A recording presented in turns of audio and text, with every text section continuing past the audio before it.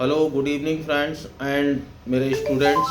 ख़ास तौर से मैं आजकल जो वीडियो डाल रहा हूँ वो ज़्यादातर पैरामेडिकल स्टूडेंट्स के लिए या जूनियर डॉक्टर्स के लिए ही हैं, क्योंकि सीनियर कंसल्टेंट्स को तो जो हम जानकारी देते हैं वो पहले से ही उनको काफ़ी होती है, क्योंकि उनकी डेप्थ में नॉलेज पहले से ही होती है। कल मैंने आपको एक टॉपिक डाला था जिसका नाम था निमोनिया, और मैंने ये भी कहा था कि मैं आपको निमोनिया के सिम्टम्स के बारे में और इसके ट्रीटमेंट के बारे में बताऊंगा। तो यहाँ पर जो सिम्टम्स हैं वो बहुत कंफ्यूज्ड होते हैं लोग कि निमोनिया में सिम्टम्स क्या होंगे, क्योंकि कुछ सिम्टम्स बिल्कुल कॉमन लगते हैं जो ब्रोंकाइटिस में, एम्फाइजमा में, अस्थमा में, सीओपीडी में होते हैं, वो ही सिम्टम्स मिलते जुलते यहाँ पर होते हैं। तो कुछ सिम्टम्स डेप्थ में डॉक्टर्स लोग डिसाइड करते हैं उनको क्लिनिकल देख के, लेकिन कुछ चीज़ें आपको भी जानकारी होनी चाहिए। जैसे मान लीजिए आपको कफ एंड कोल्ड है।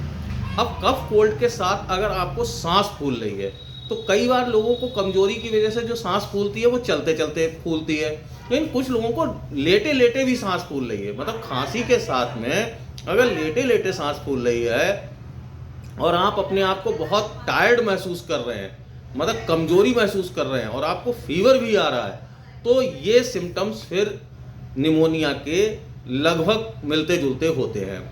ऐसे ही जो बलगम आ रहा है आपका, वो बलगम पीले या हरे से कलर का है और बार बार स्पुटम या म्यूकस सिक्रीट हो रहा है, तो ये फिर लक्षण निमोनिया से मिलते जुलते हो जाते हैं।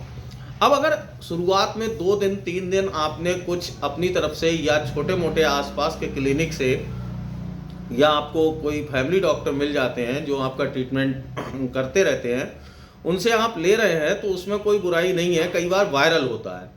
लेकिन अगर ये समय रहते आपने इसका सही से डायग्नोस नहीं कराया कि आपको अगर ऐसे सिम्टम्स मिल रहे हैं जैसे खांसी है, जुकाम है, बलगम है और साथ में छाती में दर्द है, सांस खींच के लेनी पड़ रही है, तो वो सिम्टम्स और बुखार साथ में है, हेडेक है, नोजिया है, कई बार लूज मोशन की भी शिकायत होती है, इसमें वोमिटिंग भी होती है, तो ऐसे अगर कॉम्प्लिकेटेड सिम्टम्स आपको मिल रहे हैं जो निमोनिया में हमने आपको बताए हैं, तो आप मान के चलिए कि आपको निमोनिया के लक्षण नज़र आते हैं।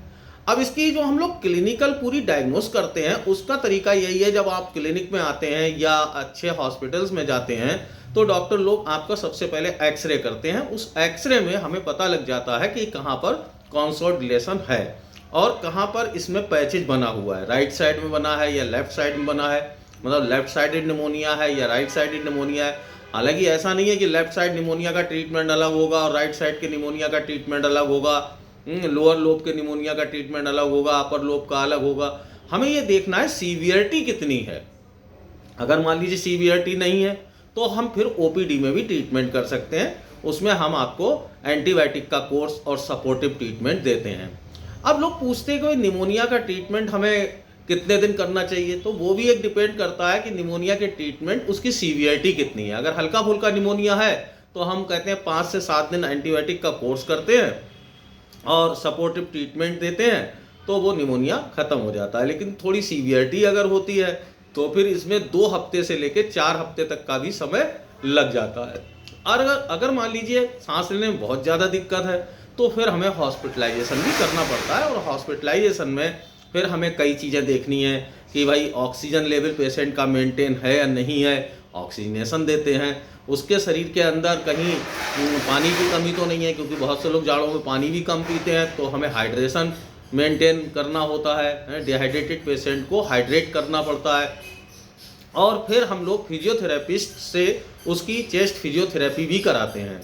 हालांकि घरों में तो हम यही कह देते हैं भाई डीप ब्रीदिंग एक्सरसाइज करिए हैं, और आप अनुलोम विलोम है, प्राणायाम है जो लंबी सांस खींचने वाला है, जिससे फेफड़ों में काफ़ी मतलब एक एक्सरसाइज हो, आपके एल्वोलाई जो है म्यूकस, किसी तरीके से म्यूकस को बाहर निकालना है हमें। अब म्यूकस निकालने के कुछ घरेलू ट्रीटमेंट भी होते हैं। घरेलू ट्रीटमेंट में ये होता है, जैसे मान लीजिए कुल मिला के हमें म्यूकस ही निकालना है, तो आपने सौंठ ले लिया, थोड़ी काली मिर्च ले ली और मुलैठी ले ली, तो इस तरीके की चीज़ें पानी में हमने उबाल दिया, धनिया पाउडर भी डाल लेते हैं थोड़ा, तो उबालने के बाद जैसे एक गिलास में ये सब चीज़ें बराबर बराबर मात्रा में आपने डाल ली। अगर ज़्यादा ही आपको कंजेशन है तो आप थोड़ी सी मुलैठी पाउडर भी डाल सकते हैं, और वो एक गिलास पानी को इतना उबालें कि वो आधा गिलास रह जाए, उसको काढ़े के रूप में सुबह और शाम पी सकते हैं, जिससे कि आपका जो चेस्ट है वो उसकी जो एल्वेओलाई है वो तो थोड़ी खुलेंगी और म्यूकस जो है वो किसी तरीके से बाहर निकलेगा। कुल मिला के सबसे मेन बात है किसी तरीके से हमें म्यूकस को निकालना है। एलोपैथिक में अंग्रेजी दवाइयों में हम लोग म्यूको डायलेटर मेडिसिन भी देते हैं, कुछ ऐसे सिरप्स भी आते हैं जो ब्रोंको डायलेटर होते हैं, एक्सपेक्टोरेंट होते हैं, तो उन सिरप्स को भी हम लोग यूज कराते हैं। अब लोग ये बात पूछते हैं, भाई ये निमोनिया ना हो इसके लिए हम क्या करें? भाई निमोनिया ना हो इसके लिए आप यही कर सकते हैं कि आप अपने शरीर को स्वस्थ रखें। स्वस्थ रखने के लिए हाइजीन मेंटेन करें, क्योंकि कई बार जब जाड़ों का मौसम शुरू होता है गर्मी से एकदम अचानक, तो हमारे किचन के पास में कई बार मॉइस्चर आ जाता है, उसमें फंगस आ जाता है। तो हमें ये देखना है कि हमारे हाइजीन मेंटेन होनी चाहिए किचन के पास, या जो भी आप खाना खा रहे हैं वो खाना प्रॉपर अच्छा होना चाहिए, हाइजीन मेंटेन होनी चाहिए, शुद्ध खाना होना चाहिए। ये चीज़ों का ध्यान रखना बहुत ज़रूरी है।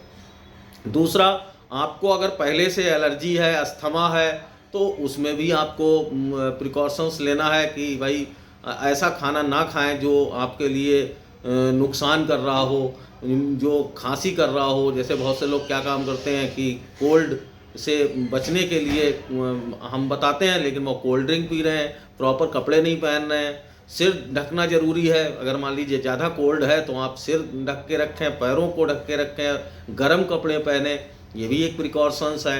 सुबह और शाम अपना एक्सरसाइज में 10-5 मिनट का समय निकालें, अनुलोम विलोम करें, प्राणायाम करें, डीप ब्रीदिंग एक्सरसाइज करें, और जो खाना है उसमें प्रोटीन डाइट जो है वो काफ़ी अच्छी मानी जाती है। अच्छी प्रोटीन अगर लेंगे तो आपका जो इम्यून सिस्टम है वो डेवलप अच्छे से होगा।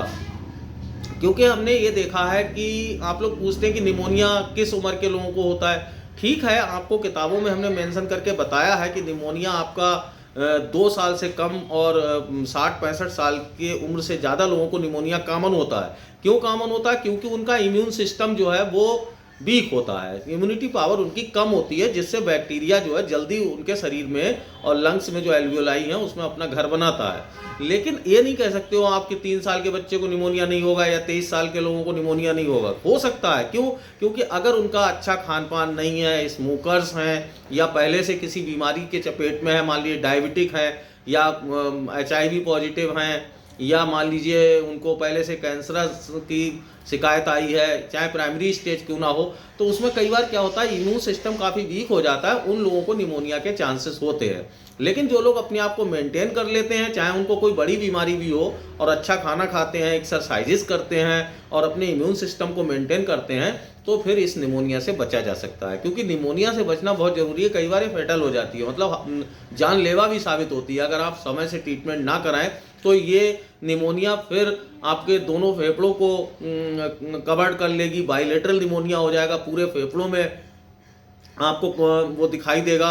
डॉक्टर बताएंगे देखिए इधर भी फैला हुआ है, दूसरी साइड में भी फैला हुआ है, सांस लेने में बहुत दिक्कत होगी, कई बार वेंटिलेटर की भी ज़रूरत पड़ती है। हालांकि हमने आपको बताया था कि वेंटिलेटर एक्वायर्ड एसोसिएटेड निमोनिया भी होता है। पता लगा कि हम तो मरीज को बचाने के लिए ट्रीटमेंट कर रहे हैं, लेकिन वेंटिलेटर से सेकेंडरी इन्फेक्शन मिल जाए, या मान लीजिए आप हॉस्पिटल में लंबे समय तक रहें, तो दूसरे पेशेंट से भी आपको कुछ बीमारियां मिल जाएं। तो इसलिए प्रिकॉशंस जो है वो बहुत ज़रूरी है। अगर पहले से सचेत रहेंगे तो आपको यहाँ तक नौबत नहीं आएगी, और आप अच्छे से खाना खाइए।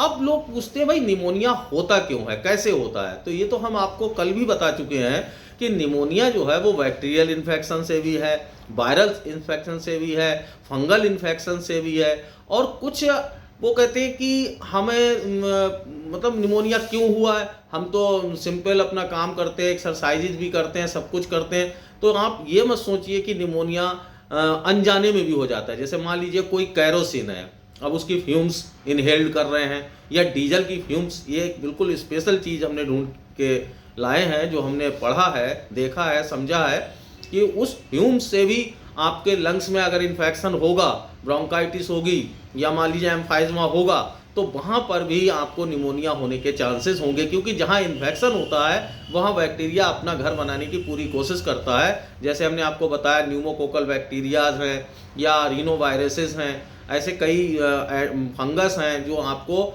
वहाँ पर वो इन्फेक्शन करते हैं और बाद में वो निमोनिया का कारण बनते हैं। अपने हिसाब से ट्रीटमेंट ना करें। ऐसा ना ही है ज़रा सा बुखार आ गया, आपने पैरासीटामोल की गोली खा ली और एलर्जी की गोली खा ली, वो उस चीज़ को दबाने की कोशिश तो हो सकती है बट उसका फुल ट्रीटमेंट नहीं होगा।